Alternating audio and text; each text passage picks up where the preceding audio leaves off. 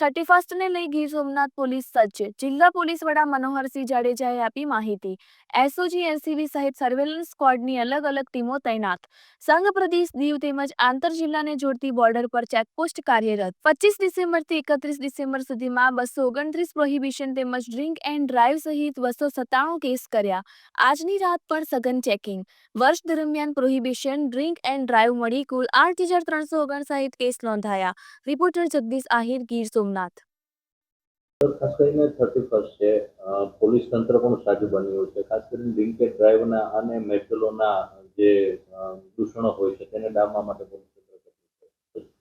સમગ્ર ગીર સોમનાથ જિલ્લામાં અમે દરેક પોલીસ સ્ટેશનની સેપરેટ ટીમો બનાવીને દીવને જોડતી જે રસ્તાઓ છે, જે સમુદ્ર માર્ગ છે, ત્યાં ચેકપોસ્ટ ઊભી કરીને ટોટલ 600 જેટલી પોલીસ કામે લગાવી છે. બ્રેથ એનાલાઇઝર સાથે, બોડી વોર્ન કેમેરા સાથે, વિડીયોગ્રાફર સાથે આ ટીમો રાઉન્ડ ધી ક્લોક વાહન ચેકિંગ અને કામગીરી કરી રહી છે. અત્યાર સુધીમાં એટલે કે 25 ડિસેમ્બરથી અત્યાર સુધીમાં ટોટલ અમે લગભગ 450 જેટલા આરોપીઓ આ સંદર્ભે પકડ્યા છે. એમાં ડ્રિંક એન્ડ ડ્રાઈવના પણ કેસ છે અને પ્રોહિબિશનના પણ કેસ છે. સમગ્ર વર્ષની આપણે વાત કરું તો આખા વર્ષમાં અમે ટોટલ ડ્રિંક એન્ડ ડ્રાઈવના 1440 કેસ કર્યા છે. પ્રોહિબિશનના પીવાના અમે 3100 કેસ કર્યા છે, જે પીને જાહેર રસ્તા ઉપર મળી આવ્યા હોય.